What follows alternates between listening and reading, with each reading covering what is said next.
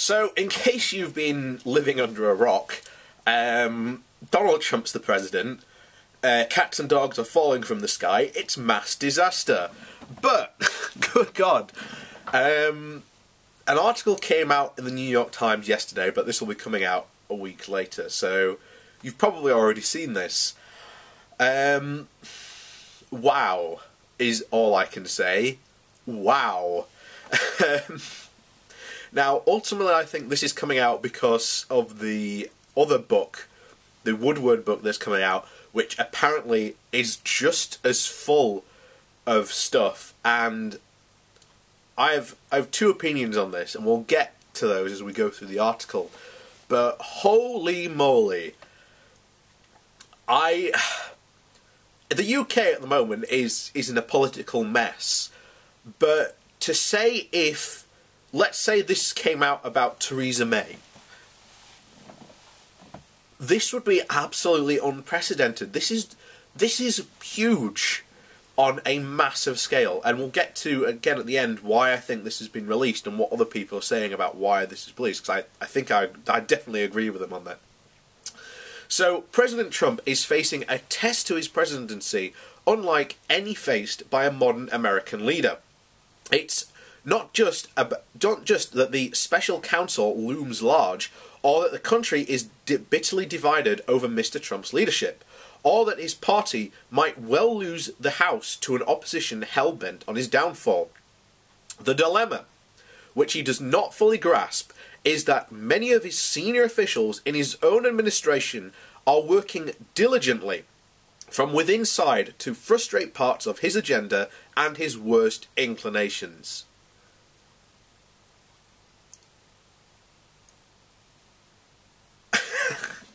What can you say about that? But that's unbelievable. So, I would know I'm one of them. To be clear, ours is not the popular resistance of the left. We want the administration to succeed and think that many of its policies have already made America safer and more prosperous. That's incredibly debatable, essentially, given the tax cuts and the deregulation that Trump has signed off on, which is only going to speed up the next crash when it happens. So they're definitely Republicans that have written this. This isn't, you know, someone else has written this. So, but we believe our first duty is to this country and to the President. And the President continues to act in a manner that is detrimental to the health of our Republic. Holy moly. So you can definitely see that the Republicans are highly aware of Trump's worst points, and they do bring this up. So this is why many Trump appointees have vowed to do what we can to preserve our democratic institutions while thwarting Mr. Trump's more misguided impulses until he is out of office. So they think, that gives me the impression, they think he's going to be out of office pretty soon. That's the takeaway from that, absolutely. The root of the problem is the President's amorality. Anyone who works with him knows he is not moored to any discernible first principles that guide his decision-making. That was obvious from day one, guys. That was obvious from when he was a candidate. That was obvious from even before he was a candidate. But, oh, there you go. Oh. So, although he was elected as a Republican, the President shows little affinity for the ideals long espoused by conservatives: free minds, free markets, and free people. At best, he has invoked these ideas in scripted settings, and at worst, he's attacked them outright. In addition to his mass marketing of the notion that the press is the enemy of the people, President Trump's impulses are generally anti-trade and anti-democratic. That is true. But what the guy is doing here, and certainly these members in the administration, is also pretty anti-democratic.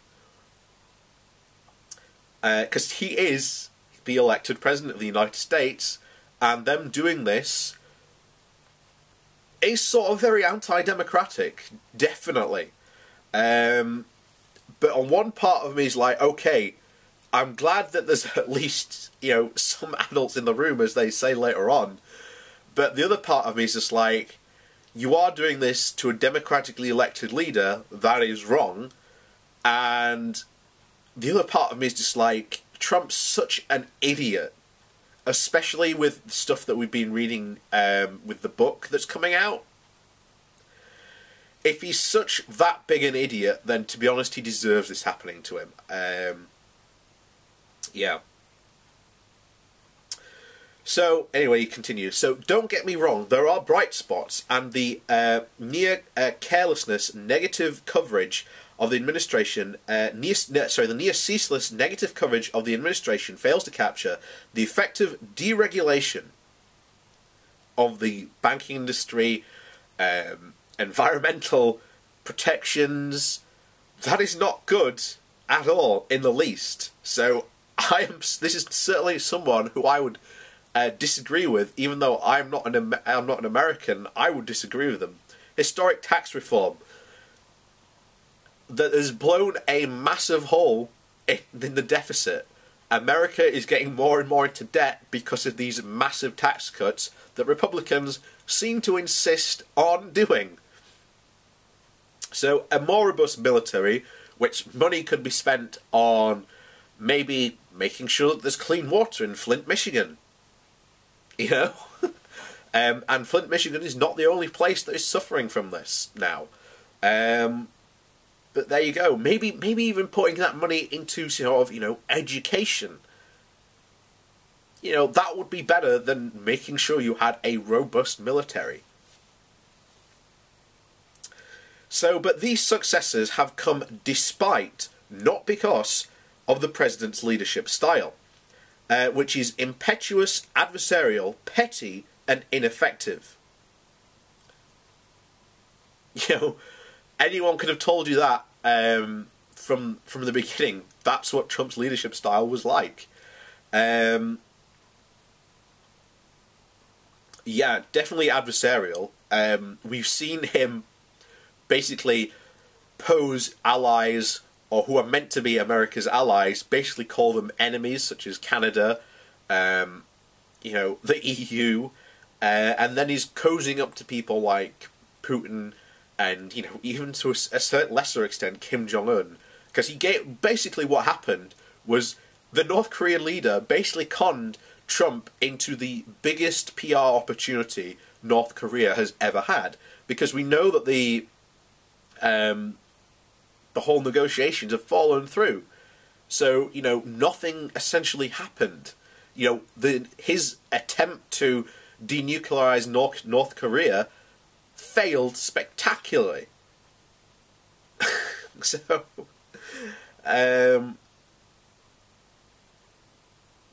anyway, he continues. So, from the White House to the executive branch departments and agencies, senior officials will privately admit their daily disbelief as the Commander-in-Chief comments and actions.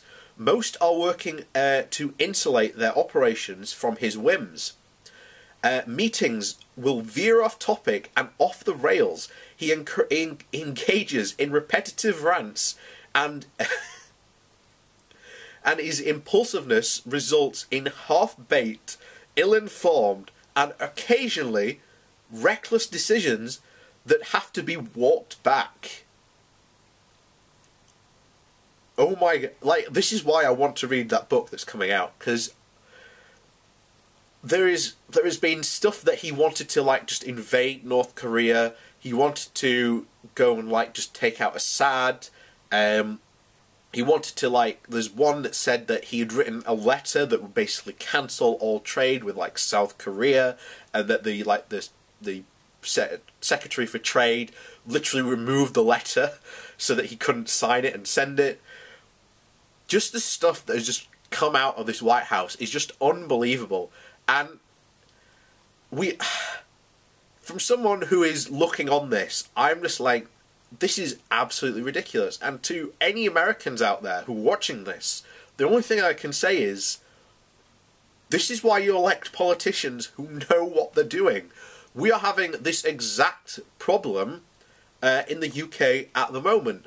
A lot of our politicians that are for Brexit have no clue what they're doing. They got there on pure bravado and rhetoric. You know, all the leading Brexiteers don't have any solid, concrete ideas. They're all basing it on rhetoric. But, you know, that's the British problem at the moment. So anyway, it continues. There is literally no telling whether or not he might change his mind from 1 minute to the next. A top official complained to me recently, exasperated by an Oval Office meeting, which the president flip-flopped on made a policy decision he'd made only 1 week earlier. The erratic behaviour could be more concerning if it weren't for unsung heroes in and around the White House. Some of his aides have been cast as villains by the media, but in private they have gone to great lengths to keep bad decisions contained to the West Wing, though they are clearly not always successful. It may be a cold comfort in this chaotic era, but Americans should know that there are adults in the room and we fully recognise what is happening, and we are trying to do what is right when Donald Trump won't. Just that quote alone is absolutely unprecedented. I mean, imagine how that had been said about Theresa May. That would be unbelievable. And it would just be absolutely astounding. You know, any Conservative, if this had come out, this came out on Thursday, Friday morning, there would be a vote of no confidence in Theresa May from the Conservative Party, basically. That's how damning this would be if it came out in the UK. So, this results in a two-track presidency. Take foreign policy.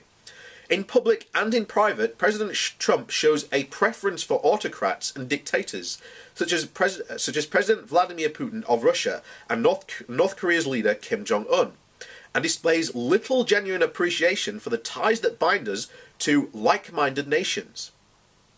Astute observers have also noted, though, that the rest of the administration is operating on another track, to one where countries like Russia are called out for meddling and are punished accordingly, and where allies around the world are engaged as peers rather than ridiculed as rivals. On Russia, for instance, the president was reluctant to expel so many of Mr. Putin's spies as punishment for the poisoning of a former Russian spy in Britain. He complained for weeks about senior staff members letting him get boxed into further confrontation with Russia. And he expressed frustration that the United States continued to impose sanctions on the country for its malign behaviour. But its national security team knew better. Such actions had to be taken to hold Moscow accountable. That's unbelievable, because remember, those sanctions are in place because Russia annexed part of another country. You know, that's why those sanctions were there. But yeah, so this isn't the work of the so-called deep state. It's the work of the steady state. Given the instability many have witnessed, there were early signs and whispers within the cabinet for invoking the 25th Amendment, which would start a complex process for removing the president. But no one wanted to participate in a constitutional crisis. So we will do what we can to steer the administration in the right direction until one way or another it's over. The bigger concern is not that Trump has done the biggest concern is not what Mr. Trump has done to the presidency, but what rather we as a nation have allowed him to do to us. We have sunk low with him and allowed our discourse to be stripped of civility. Senator John McCain put it best in his farewell letter. All Americans should heed his words and break free of the tribalism trap with the high aim of uniting through our shared values and love of this great nation. We may no longer have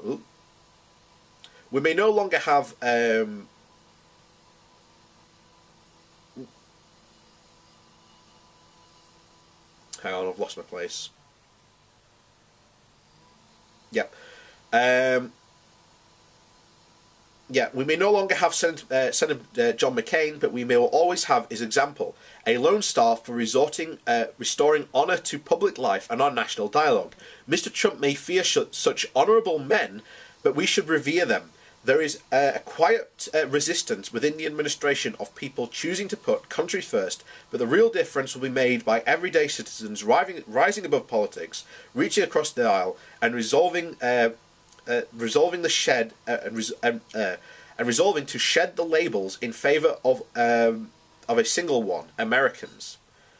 And that's the article. Holy moly! Holy mother of God!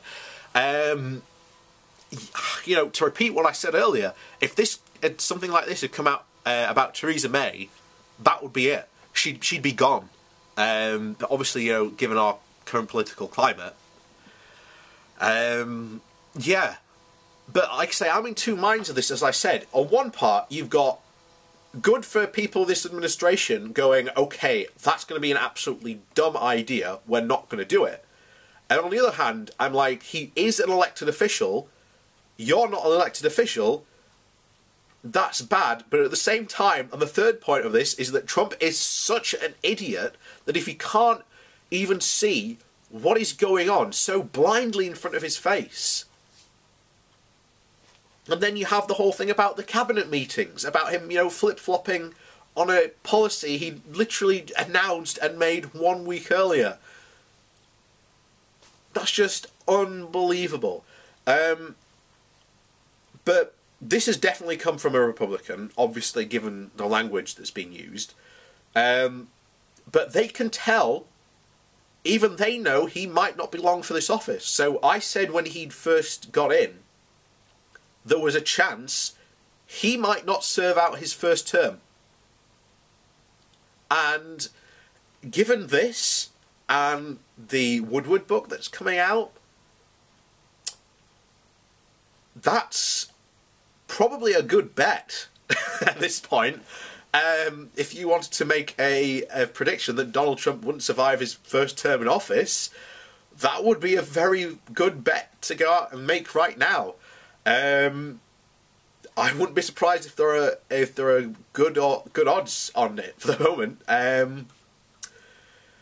But yeah, that is shocking to me that this has come out of the White House, especially from like a senior official.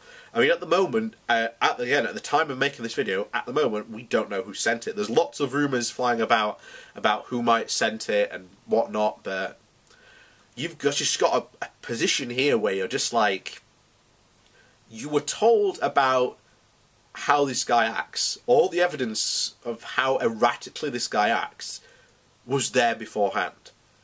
And there is, I think, more a need in America to get good and better politicians in. And I think you see a lot of progressives recently winning in candidate races to become for the House and to be put forward. That is good. That is good. That is a step in the right direction. Getting good candidates is a start. And this is one of the things that I've said about the UK. We need to start putting better candidates forward, you know, for our elections so that they get elected. So I'm sort of, you know, I'm there with Americans when they say, you know, we need to put better candidates forward. I agree completely. We need to do the same in the UK because we're a mess at the moment in the UK. But holy moly, the repercussions of this, I think, could be quite severe. I think you could have this might have been done knowing this could make Trump more erratic.